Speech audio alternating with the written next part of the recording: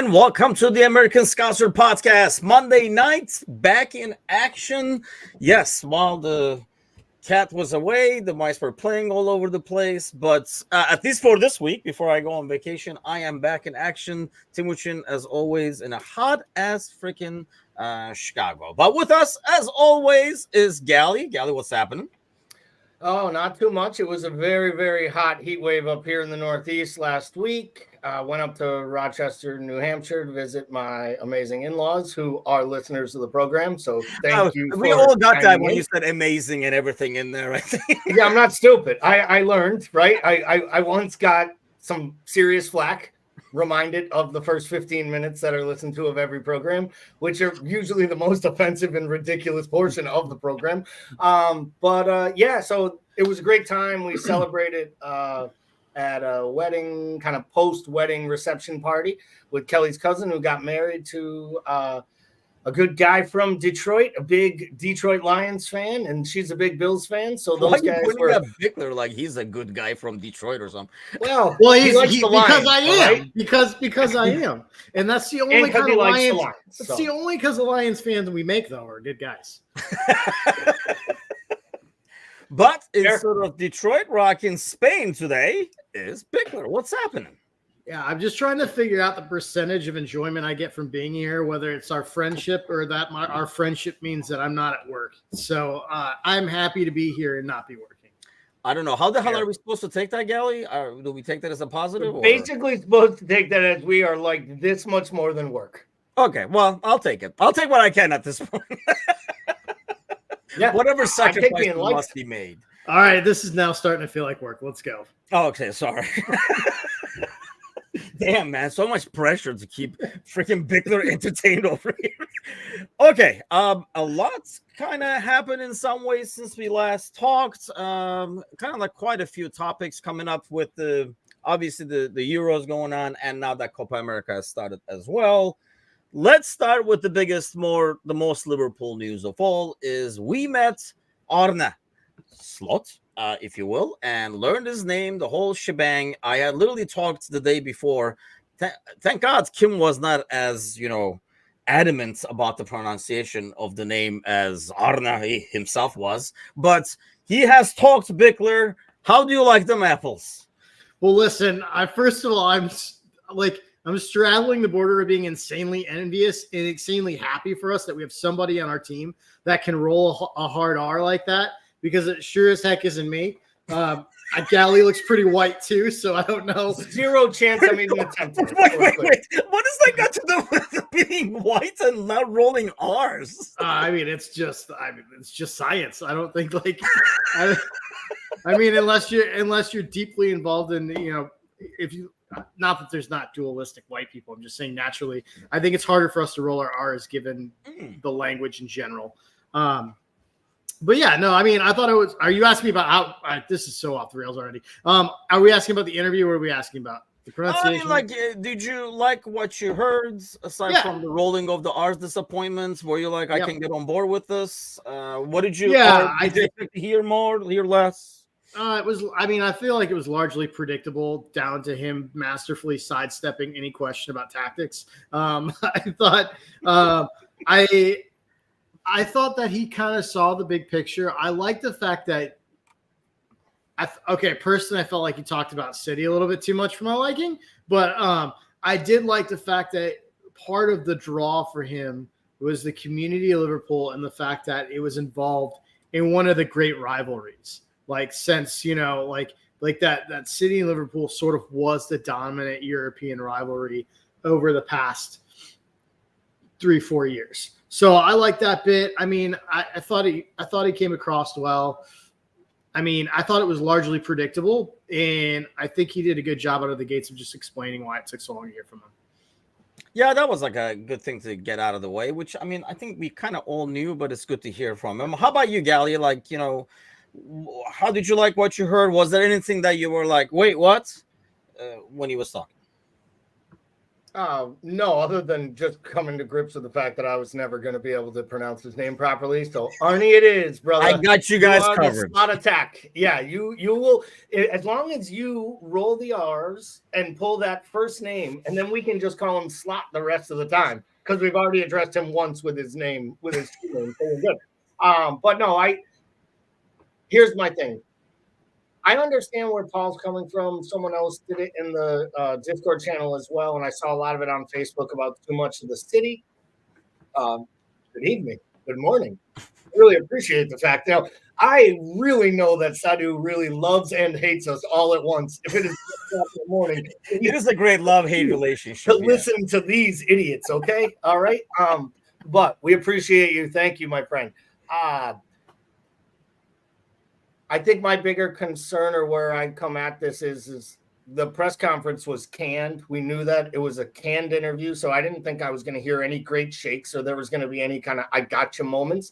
It will be interesting when he starts dealing with live reporters that are asking questions based on his responses, that he can't control the full narrative. I'm excited to see how he handles that. He seems like he's very, very confident in his skin, like most Dutch men are. He seems very, very sure of himself. I love that, because one of my big concerns was be yourself and don't try to be Jurgen Klopp.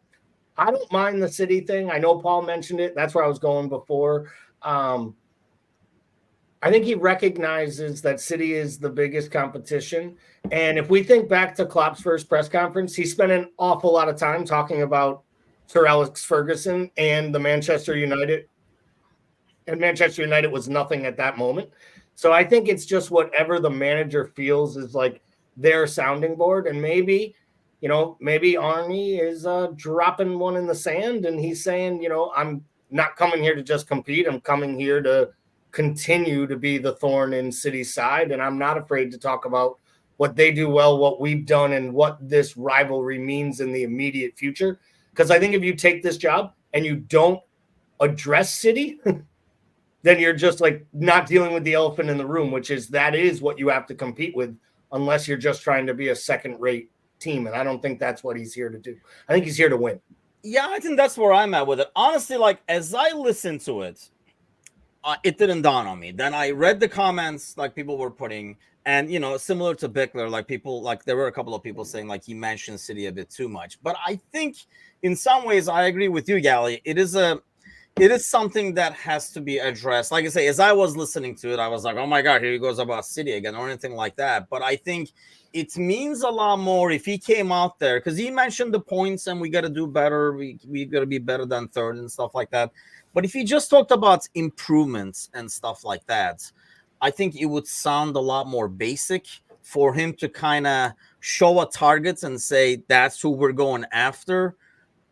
I like that a bit better, I think, in that sense. But the thing that got to me most is, and I talked about earlier in the week too, I thought the respect he showed to both clubs, he talked a lot about Feyenoord as well, and the similarities, especially between the cities, the fan bases and stuff like that. I think it eased my mind, Bickler, that he is a good fit. Maybe he's just saying those things because then people like me will think he's a good fit, or do you think he's naturally like this is a great progression for him, similar to Klopp? I think his disadvantage is because he's following Klopp. We're like, oh, he's just saying that because he saw what Klopp did, whereas we didn't think about that with Klopp because obviously he wasn't following that kind of a scheme. But do you think he's just like saying that to say the right things, or is this like a perfect fit similar to what Klopp was?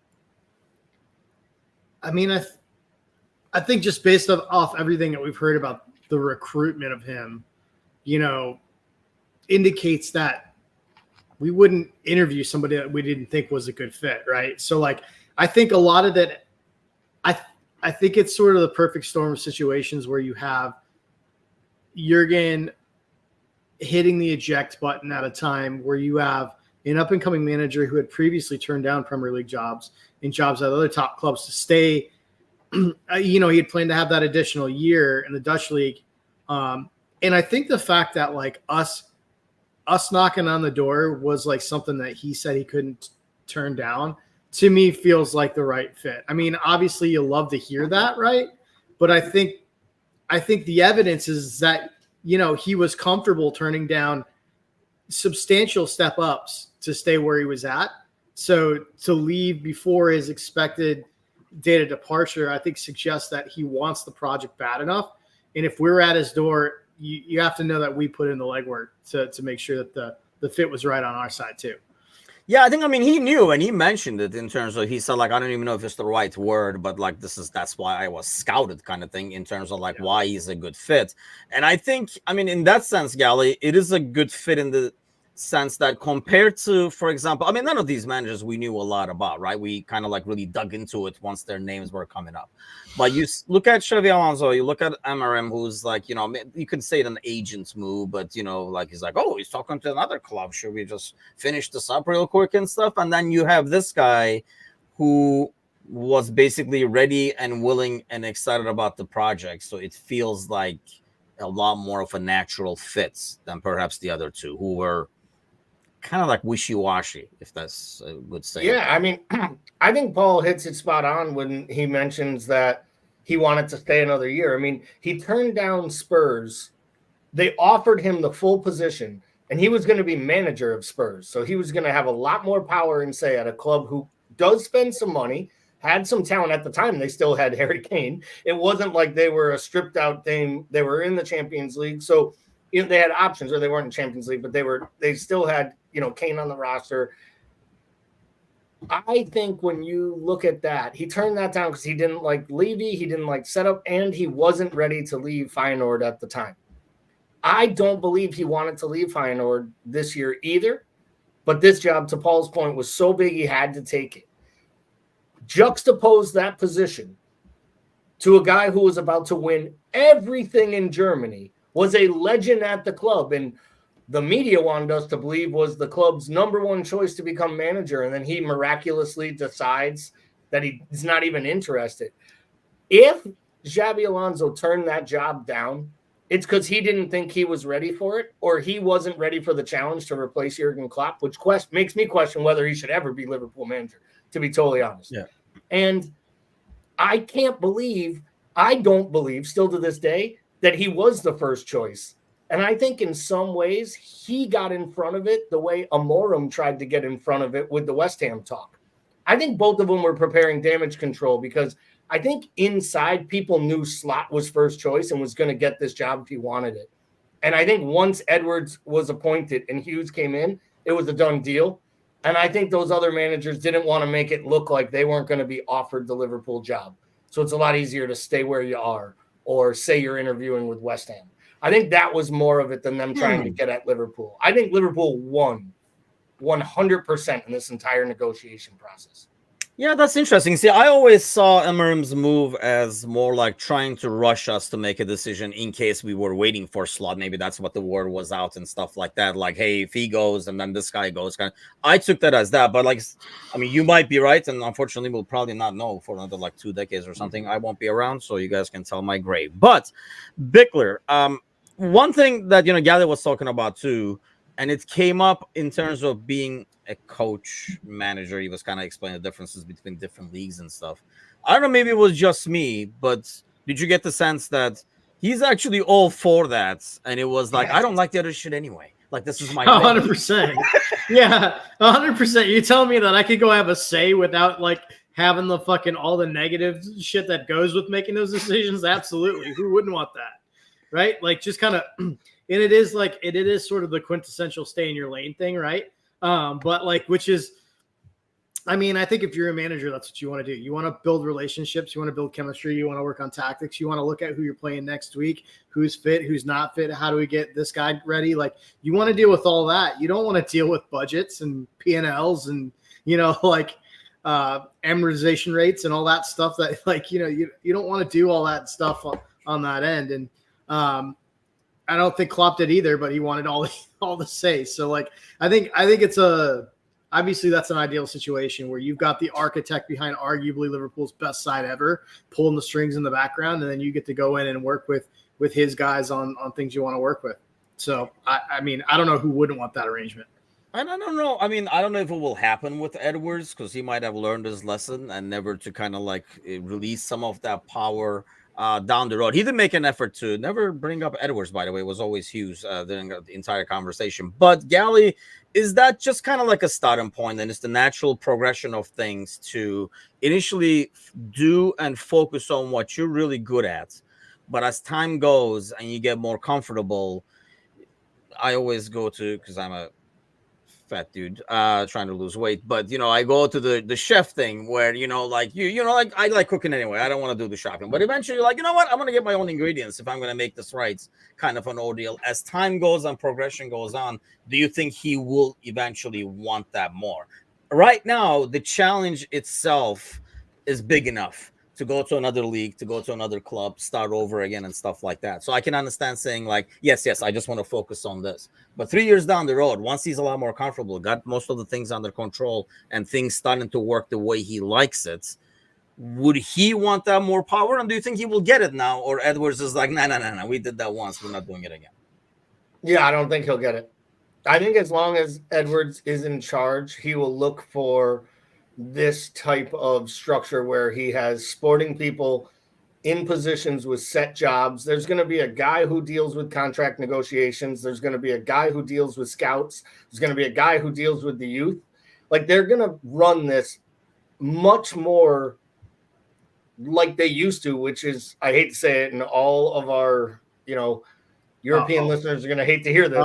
They're going to run it more like an American sports franchise because that's what they know, and they've been pretty successful at doing that. It's when they got away from that and Edwards left that we got into this ambiguity land of signing guys like Thiago that are just an absolute waste of money, and we're an albatross on this club who didn't spend. Sadu gets mad about the money we don't spend. The truth of the matter is it was bad purchases. And a guy like Ox, who was a great guy and had great moments, turned out over the long haul to be a bad purchase, even for $35 million when you add the wages that he was paid and the fact you don't get a fee for either of them on the way out. Yeah, those days, in my opinion, are done. And I think sometimes emotional connections from a manager to players makes it almost impossible not to divide that. And I think that's where Edwards and Hughes specifically and Ward will create a brain trust where I think Slot is going to have an immense amount of say, and I do think the say will increase, but I don't think he'll ever be given the power that even Brendan Rodgers had when he was at Liverpool. And I mean that seriously. I think they learn from their mistakes, and they are back to what they believe is their number one model. And I think it's the model we will see matriculate through all of their entities, including others football clubs that they're going to purchase across Europe over the next 5 years, which is their big goal and plan. Do you guys consider that an American thing, or have I been in this country way too long? Because I take that as more of a business thing where that's great, dude. You're in accounting, right? Okay, we got marketing over here. You do your accounting. The marketing guys will do the marketing. Isn't that just more, not necessarily like an American or a European thing? It's more of a running a business thing with using everybody's expertise as opposed to, kind of like mix and matching things, maybe letting emotions get involved. I guess where I was going is very rarely in American sports any longer are there, uniformly one person that runs a club. I mean, literally in American sports, it was Bill Belichick running the entire Patriots top down for the last 20 years. And that's the closest thing you had to someone like Sir Alex Ferguson, who literally picked everything about the place, including the paint in the opponent's dressing room. That's what I meant there. But I do agree with you, Nugent. It is more of a business model. But I think in American sports, they got much more segmented with different level jobs, a lot at a different point than what I've seen in European football. Paul, you can jump in because you know just as much, if not more, about American sports than I do. No, I think that's fair.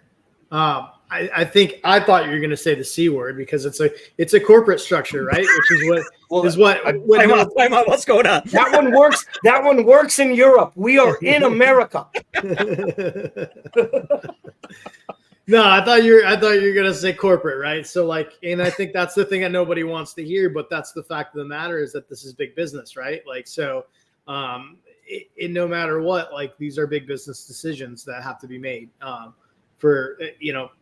It's funny, we want the best of all these things, right? We want these cheap ticket prices. We want easy travel to all the away games, but we don't want any sort of situation to actually act as a corporate structure would to raise the funds to allow that to be possible, right? So I think that's the interesting sort of the backlash against the corporate stuff that we see, especially when there's American owners coming into the sport. But the fact of the matter is the money is to the point where that's vital to any team to actually to sustain winning without just being a straight oligarchy or sovereign wealth. Yeah, I mean, Jamie says they use the head coach role a lot in mainland Europe. Very few overall managers anymore. I think, yeah, I mean, in most cases, you have the manager, and based on the head coach, I guess I should say, based on his stature, experience, past success, blah blah blah, they'll have that much of a ratio in terms of a say in what happens. And I know what you guys mean. I guess maybe when we think corporates, when we think commercialization and stuff like that, we think America more. I just see the overall operation more business-like than anything else, just by utilizing the best qualities and traits of everybody involved so that they're making the right decisions and there's not a lot of emotional decisions being done. Because let's face it, if you're letting the coach do, I mean, I don't know, anybody who's been a manager for a long time, I mean, you get rid of people and all that kind of stuff.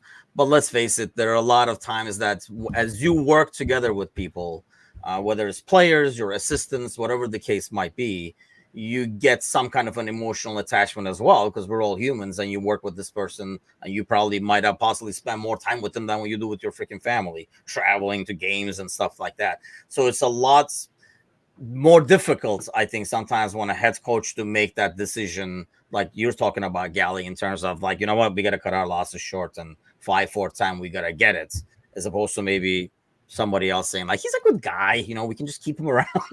And then he translates. Yeah. He speaks like 5 languages. Well, and I think that's what happens. I think the coach is so entrenched in the relationship that they understand what the player means to other players in the dressing room. They understand what they mean on the training pitch, and the fact they speak the languages or they bridge gaps and help with training sessions. All of that is great. But I think at the end of the day, there needed to be a little bit more of a ruthless mentality at Liverpool over the last 4 or 5 years. I mean, how many times have we banged on these Monday nights about guys of talent and work leaving for free or getting new contracts that maybe shouldn't? I mean, the last Henderson and Milner contracts were borderline criminal from a business standpoint for what you were doing at the club and not reinvesting at the time and instead paying older age guys huge wages. And then you couple that with letting assets walk for free, even assets like Bobby and you know, Milner, Bobby, Ox, you know, Keita. I mean, they could have got 22 million for Keita in January, played him 3 more times all season, then let him walk for free.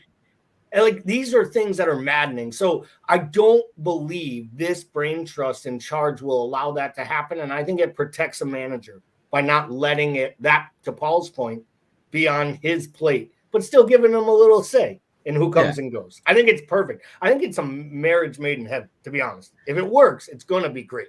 Of course, we say that, Bickler, but at the same time, let's face it, the other guy does the same thing, because it might be a lot more difficult for him to admit a mistake. So you get a guy for like 40 million, 50 million that you did all the research on, and if it doesn't pan out, I think at the same time you can be like, no, he's going to come good, because it's kind of hard to admit, yep, screwed up on that one, huh, kind of a thing. I mean, it really takes a business-like approach.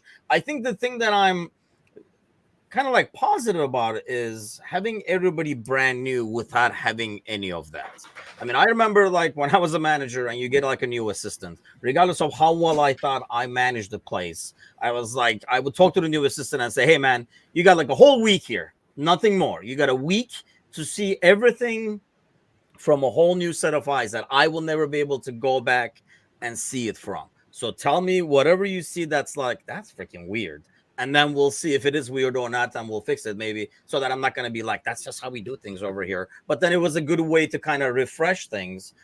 I don't know why, but I feel like, because that I'm a lot more positive, because these guys are all coming new, and there's not a lot of those established, you know, pre-notions about certain players that, you know, I'm going to throw a couple of names with you guys next. But is that going to be working in our favor, you think? Yeah, I guess I really hadn't thought about that, but yeah, I think so. And I think it helps that you have the established base of them all having business experiences together before outside of slot, right? I mean, the rest of these guys have come up, whether it was Bournemouth or elsewhere together at some point, right down to the new head of scouting. So like, I think that does has the potential to be like a really, really nice puzzle that just comes together. I mean, yeah, it has the potential to be great, right? I think, and that's why I think it's so important. Like, we had this major concern where like, well, like a head manager, like who wants to manage a team and have no say in the players? Like, and I was always under the impression and the understanding in the logic that manager has to have some say, because if you're the guy behind the strings pulling these transactions and doing these deals, you have to know that the manager is committed to making that player work, right? Otherwise you get a Ben Davies, and you're not sure if he's even a real player. So I think I'm looking forward to seeing how this thing, I think it has the potential to work. I love that, we got a manager who is on the up and is hungry for it and has the energy for it. But on the flip side, plays a style and a tactical formation and a philosophy that is not so, I guess, violent on these guys' bodies. I think he's going to come with a lot more control. And I think as much as we love the heavy metal football, I don't know whether that's sustainable, for these long stretches with these guys. So I'm looking forward to how this thing works out.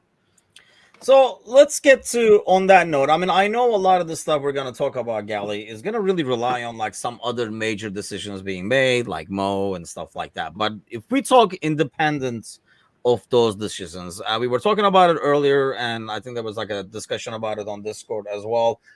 Jota was hurt in practice.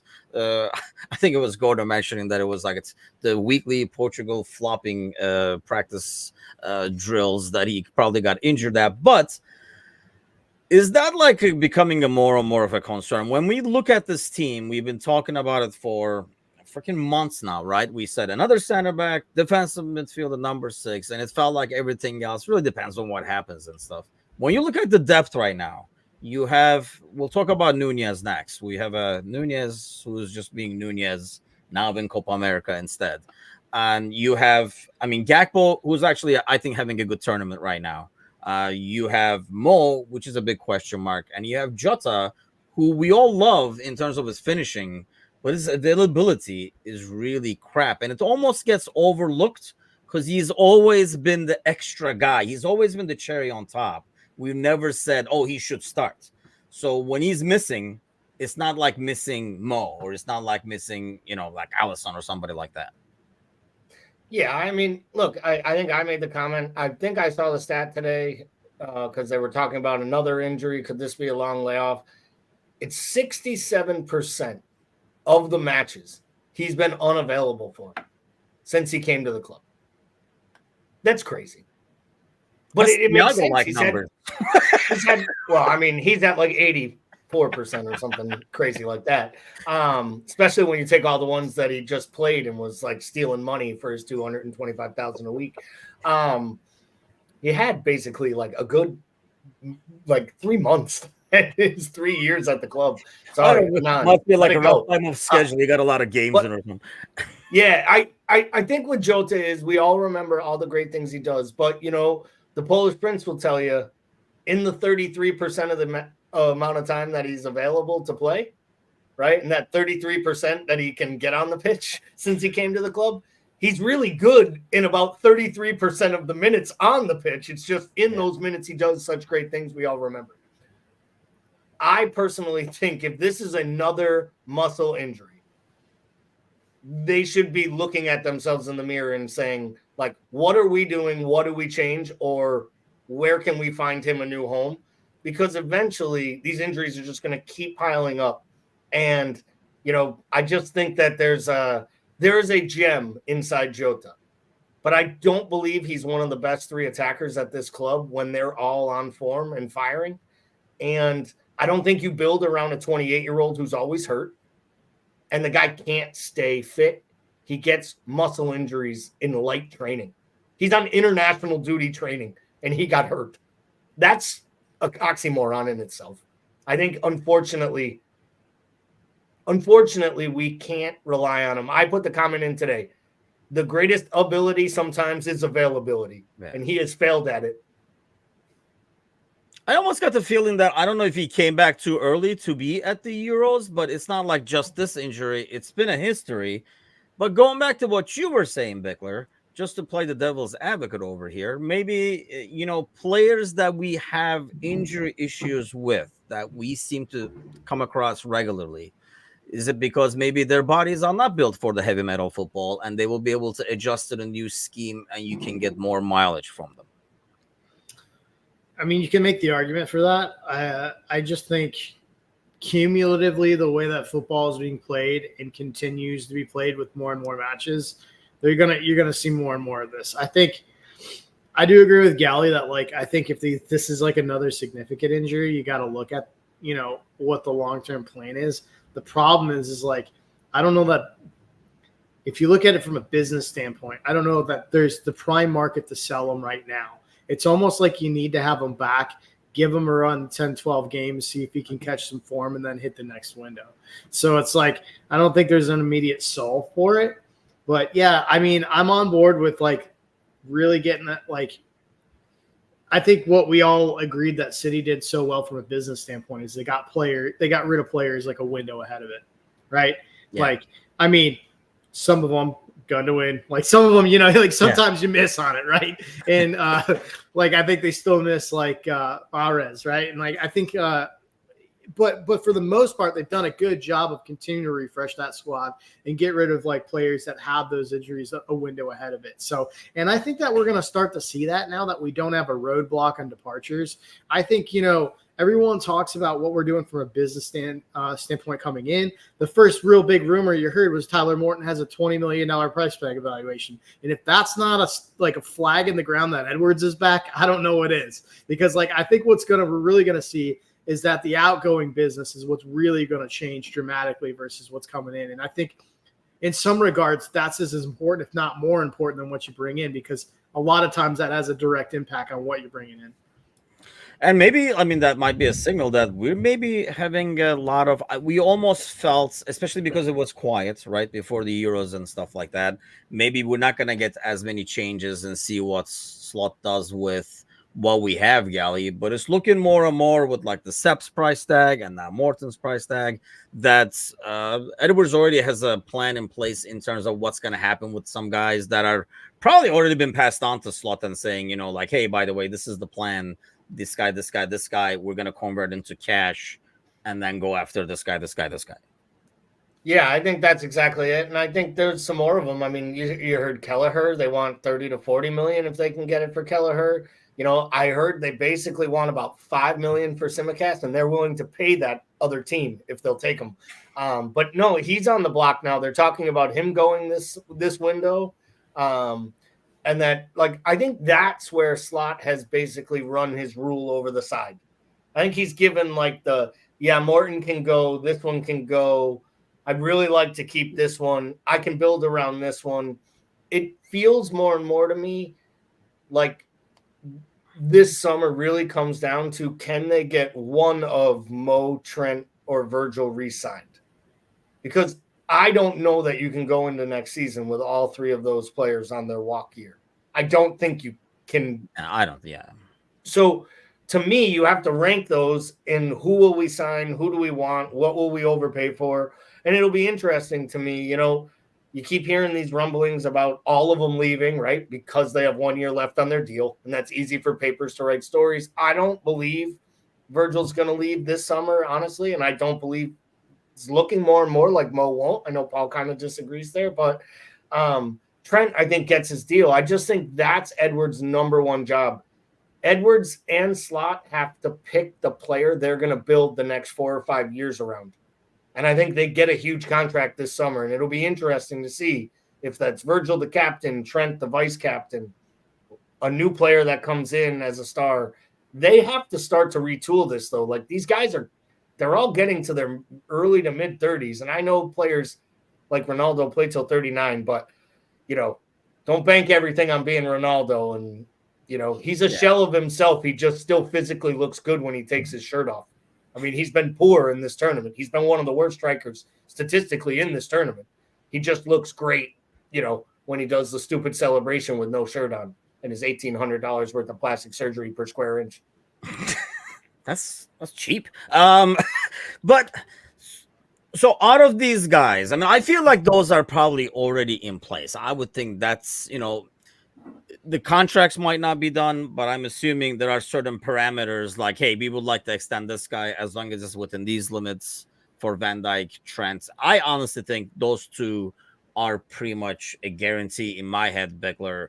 Mo is the only question mark in my head. I feel like, I mean, Van Dijk, the way he's talked and stuff like that, I don't know, maybe we're making too much of the Dutch connection, but I feel like that's going to be in place. You would think Trent's being a Liverpool guy, unless somebody offers a ridiculous amount for him, and people are talking Real Madrid and stuff like that, but I just don't see any club, including Real Madrid, who's stacked for midfield, mind you, offering that much for Trent to start with to kind of like make us think twice. I don't know that Real Madrid would want him for midfield. Like, I think he'd be a right back. I think they want him as a fullback. Like, I think that, like, yeah, especially the way they play. And I gotta tell you, like, you know, I call a little flack for saying this last year. I'll say it again. I don't think this is as big of a question if Trent's not Scouse. You know, like, I think, like, you got a player that is a positional conundrum. He has, like, elite, like, single percentage top of the, like, charts in certain areas of his game, and then critically flawed in certain areas that he hasn't been able to improve on. And so for me, if there's one player that you can basically cash cow in on and develop the rest of the team and rebuild on in a very Coutinho-esque way, it is Trent. I mean, that's the one that makes the sense there. I mean, do I think that's going to happen? Probably not. I don't. But, like, it makes sense to me from a business standpoint. I think Virgin Mo, like, they stay, right? But they're not the future. I don't know, like, that's the thing is when you look at their age, I don't know that you can really, like, hang your hat on that, which really just compounds the issue and really highlights the fact that you got to figure out the major questions on the big signings that you just got. And that would be Darwin and Szoboszlai. You really have to figure out what you have there and what that looks like long-term, because those are ultimately two big dominoes in the thing. I think the three big conundrums are, can you get Szoboszlai back to his original form, and what's his real position in the system? Can you play with Darwin and Gakpo in the same lineup, and what does that look like? Where do we get the best out of Darwin? In three, what do you do with Trent? Like, long-term and from a positional standpoint, it's in the best interest of Trent that you figure that out. And of course the club, obviously, but I think for Trent, like, we've got to, like, there has to be some end to this uncertainty and give him, he played his best football when he had a true identity. And I think we got into this place where we fell in love with some of the things he did, tried to move him forward, try to get him in positions where he could make those impacts further up on the pitch. And I think it messed with him a little bit, and I think it messed with the system substantially. So I think those are the three big pieces you got to figure out before you can put an armband on something and say, this is the way forward. When you talk Virgin Mo, I just feel like if you're going to give one of them another contract, it would be Verge, because I can see Verge playing another 3-4 years at this or very similar level. As a center back, you can adjust your game and kind of like make up for your loss of speed or agility and stuff over time. Whereas as a winger, that's a lot harder to compensate. And I think actually Mo has done that in some ways. He's become more of a creator and stuff like that, maybe instead of trying to beat people on the speed. But I think, you know, if you're making a decision between those two, with Trent, I know what you mean. I think, like, in terms of, like, you know, maybe because he's a Scouser, like, he might, everybody assumes he'll be signed. I just feel like he's also showing, he's a symbol, right? That's, you know, we bring up players from our youth system and, you know, they become stars and stuff. Not only that, I just think for him to be pried away, we're not going to sell him to another Premier League team. So it would have to be a team like Real or somebody like that. I just do not see anyone committing to that much of a money, Gally, to replace Carvajal with like $120 million right back who kind of wants to be a midfielder. It just does not sound like a smart Real Madrid move, despite the ton of money they have. No, but I mean they bought Camavinga, Tchouaméni, and Bellingham and Valverde, and I mean they just you got Kroos leaving. Modric looks like he'll play another 25 years or so, but then he's gonna leave. At least you're like kind of like got the system. I get it. My point is they also had. I mean, if you look at the riches they've had, they go out and buy Mbappe, and they are literally going to either minimize who I believe is the best player in all of Europe, including his teammate Mbappe and Vinny Jr. Yes. And I think Rodrigo is the most underrated superstar in all of Europe, who is probably going to find his ass on the bench, getting whistled off by fans, because Mbappe hates playing the false nine, and he's not good at it. So either Vinny's got to move to the right, Mbappe's got to play off the left, or try to find a way. They've already marginalized Freddie Valverde, who I think might be the most talented player on their team, including Jude Bellingham. I would have rathered Valverde 2 years ago. If you gave me the choice of either any midfielder in the world, I would have picked Valverde. So, like, they either sell. So this is what they do, right? They collect lots of shiny toys, and then they pawn them out when they need them. But you look at what they did with that young Mendy kid as a fullback, and you imagine Trent on the right doing the same thing, pinging those balls from the right, and now he's sending it to Mbappe or Vinny on a full sprint down the left.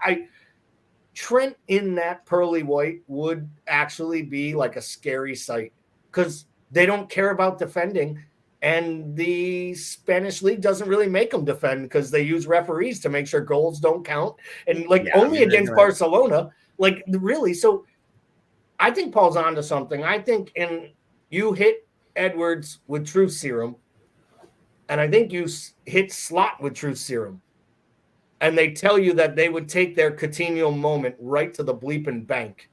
Yeah, because it does sound eerily like a Coutinho scenario, right? Like, it doesn't fit. We'll bring you a ton of money. We don't want to go out and sell everybody, but man, it really would work out. And then you get, and I hate to say it, you have Connor Bradley. Hopefully a year on loan. Maybe you find out that, Calvin Ramsey's an actual, can stay fit and has the talent we thought. He's still young. And now you build around Bradley and Ramsey as your right backs. There are moves that have to be made. And everyone's gotten mad at me on this channel because I've always tried to sell players for big money. But then they all want to cry about not buying players. But we know how this club operates. We have to sell some of our assets at peak moments. And we don't have too many more, right? Like, we don't. And right now, Trent's one of them. Mo might have been last year, but we got way too afraid of a year without Mo with all the uncertainty of the new players. So we turned down the big money move from Saudi. And I don't know that a big money move will come back for him from Saudi. And I don't know he'll take it. But, like, there will be another great player walking out the door to go free to PSG next year, and that'll really suck. So, to me, I think this is a critical moment. Trent either signs this summer, or they should probably consider what the alternative should look like. I just feel like he does sign, just because I know what you guys are saying about Real. I just don't see that scenario. And honestly, I don't know. Trent looks like a guy that up here, he's a midfielder right now, kind of a thing. It will be interesting to see how Arna figures that out, people. Rolling the R's. So before we head out, this is one more thing I want to ask you guys. There was a couple of other things, but this is probably the most important out of all of them. As we watch the Euros and Copa America and stuff like that, whose performance, Bickler, I guess, pleases you or worries you the most as you watch these games? Like, we just saw Nunez. I know it was only like one game. We've seen Szoboszlai the entire tournament so far. Like, as you watch these guys, what are you like? Which one really concerns you, or which one really, really excites you? Sadly, I think concern part is more dominance. I Right? think there's probably interesting things to be said about all of them. I think the really thing that kind of hit, especially today, was that no player looks more on the downside of their career than Andy Robertson.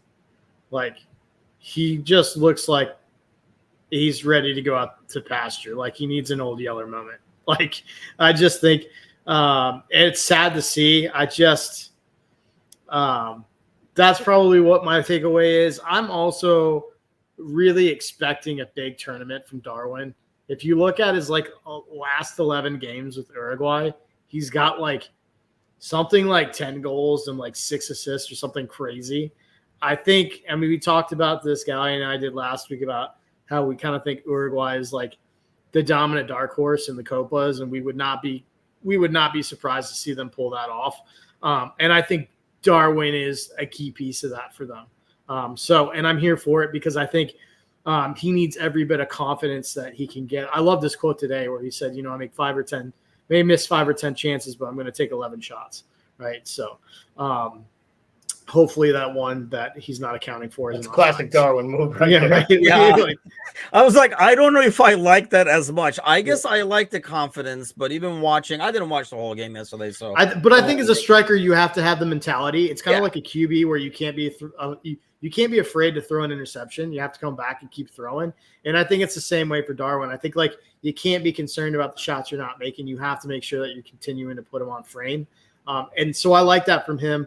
I think if you can couple that with another year of maturity and him understanding the system, he's just got to work on his positional discipline.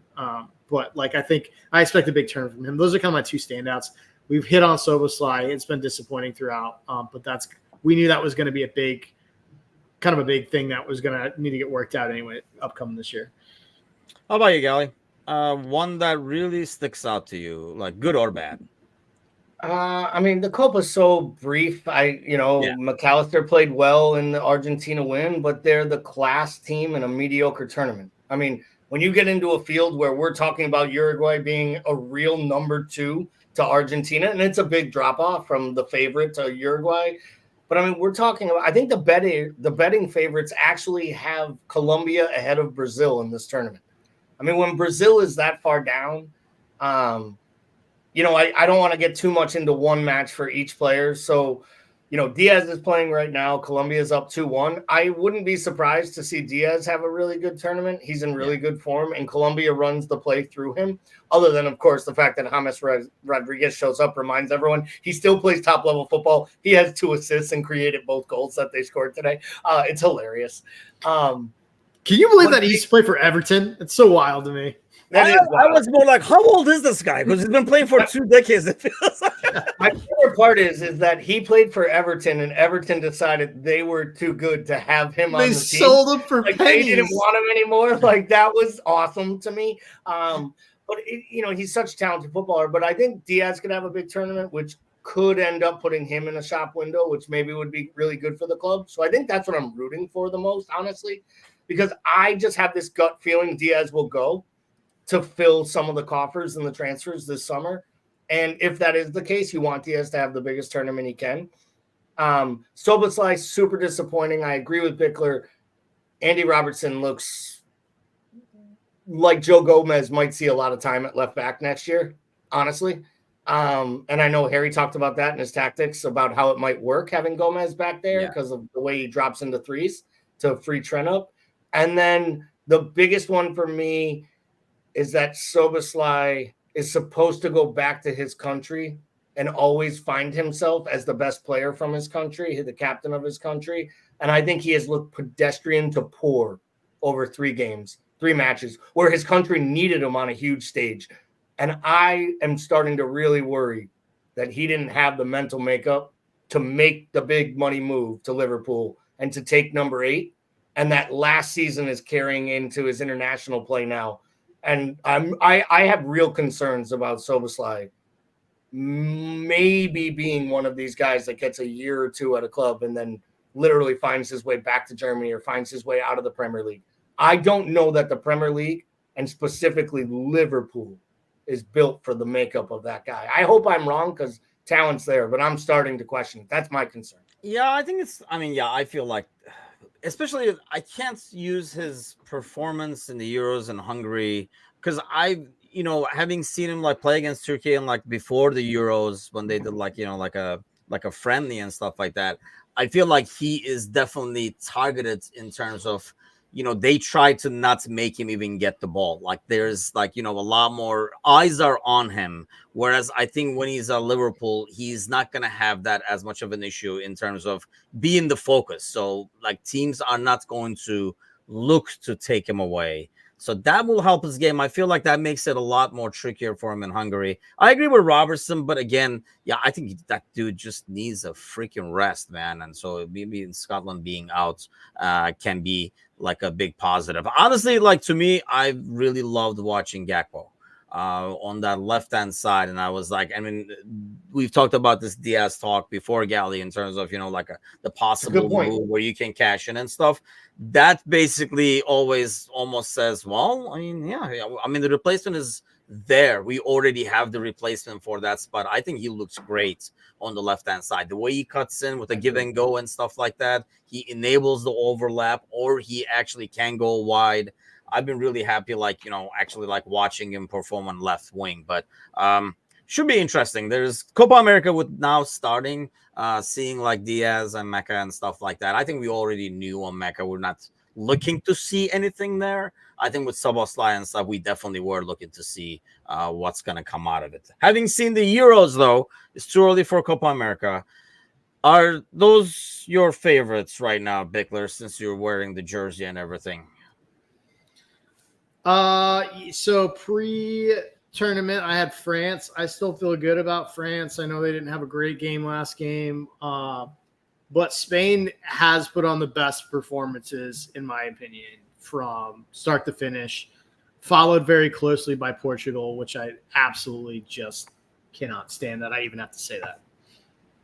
Yeah, I honestly don't think Portugal is that good personally. I think they get past maybe the next round, but I don't think they even make it to the semifinals. I know they beat up Turkey, but that was like a weird Turkey team that went out for a draw, didn't play some of their like best young players in the world, and kind of like put all their eggs in this last game basket, which on paper now it doesn't look bad, especially with today's results.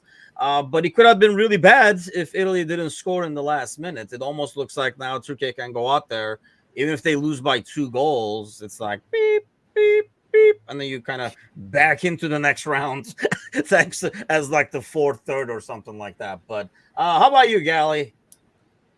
Yeah, I mean, unless Slovenia found a way to get another result tomorrow, Turkey is pretty much in a good spot. I agree with you there. I think the goal late today by Italy was big. I would still probably make France the favorite just because on their day, they've proven they can win the big awards. They have the manager with the most cachet and credibility amongst his players. I think they have one of the best players if Mbappe can get back on the pitch and play. I also think that people underestimate how good the rest of the bleeping French team is when you look at it and you're like, everywhere there's a superstar, and then they bring superstars in off the bench to fill in for the superstars. And they still have Olivier Giroud and that damn freaking mop of hair and that beard, which is always a reason to think there's probably a guy who's going to lift the trophy at the end of this thing, because I think UEFA always tries to find one of the good-looking people to pick up the trophy at every opportunity they can. You look at the history of things; it is always like Zidane picking up the damn trophy. It is always some good-looking French dude. But no, I genuinely think it is France. I would probably leapfrog and put Spain second now, and I'd come in with Germany third. They're playing on home soil. They are scoring goals.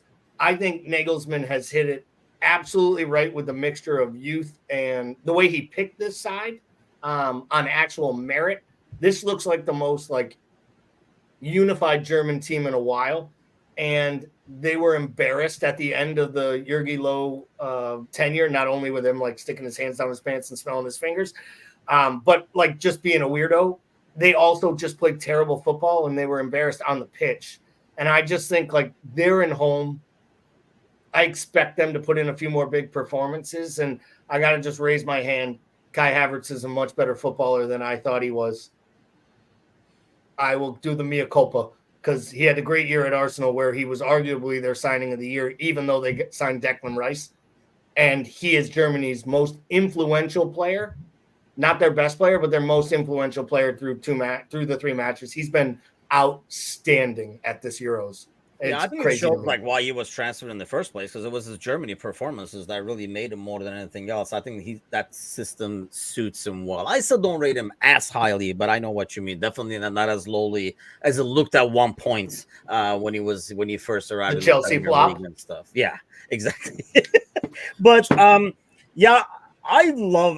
Here's the only thing I don't know: France with all that quality. I don't know if they can like kind of implode because I know that team always has drama. One thing I would like to get hold of somebody Spanish and see if there's drama in the Spanish team, but I love how they kind of have rebuilt that squad somehow with all these young guys combined with that good. We're talking about in the morning with Mateusz too, how well they've composed that squad. I feel like Germany has always had like a little rumbling, so I guess maybe I'm kind of rooting for Spain, and I do like how they play, but yeah, you can't write France off just because of the talent. They can turn a game around that they suck at just because they have the players. Whereas, I don't know if Spain can do that. Spain has to have a solid game, I think, to beat a team like Germany, like, France and stuff like that. But it's funny, by the way, how England has plummeted off of the rankings. But I will say, watch it. Everyone loves writing off England. Everyone yeah, loves exactly. That's why it's odd. They get one performance together where they figure it out. And let's be real. He realizes he shouldn't be starting a right back in midfield of a midfield 2 that needs solidity. If Southgate had gone with his best 11, which doesn't include Trent Alexander-Arnold, I'm sorry for everyone I just insulted and pissed off. If he had gone with his best 11, I genuinely think they would have put in a better performance by now. I also think he needs to get off his own stubbornness and play Cole Palmer, and I can't believe I'm going to say this out loud, and play Anthony Gordon, because those are the types of players they're missing. Speed, players that can stretch a defense, guys that can run. You take Gordon over Bowen? I would start Gordon over Foden right now on the left. I think the problem, honestly, because I think it makes Harry Kane better. I think they could have played Trent as a right back in these games. In this group, they could have gotten away with playing Trent as right back, still get his creativity from as a right back, because it's not a very tough group. I can see maybe like, okay, you don't want to do that against France or something like that, but against like Serbia and stuff like that, there's no reason why you cannot still utilize Trent as a right back, get his creativity, and use somebody else in midfield. Maybe, slide Foden over there and then use Palmer and stuff like that, and kind of like gets more out of it. But that's what Southgate does. I mean, I don't understand the concept of playing a right back who doesn't normally play midfield in a system that doesn't even fit that midfielder. First of all, like you're not even getting the most out of him. So that's like for somebody like me who really doesn't want to see Trent in midfield, I still feel like this is impossible to judge him based on these performances, because the system is so jacked up. That's like it was never going to work. I could have told him this even before. I didn't even think he was the worst player in the midfield in the last game, to be quite honest with you. I thought Rice was just as bad, if not worse. Yeah. And it feels like, I don't know, this is what I keep seeing with Trent. It's a lot easier for him to be on the ball as a right back or as an inverted right back. Whereas now he's getting lost in between midfielders. First of all, teams don't want him to get the ball. It's a lot easier to kind of slide back and get the ball if you're a right back or if you're an inverted right back. With midfield, he's receiving the ball with his back to the goal. So he's giving it back to Rice, who's like, I didn't want this anyway. That's why I gave it to you. So it's just like a very static midfield. It's just like a horrible system. So, I mean, I really think maybe this could be the best thing that happened to them.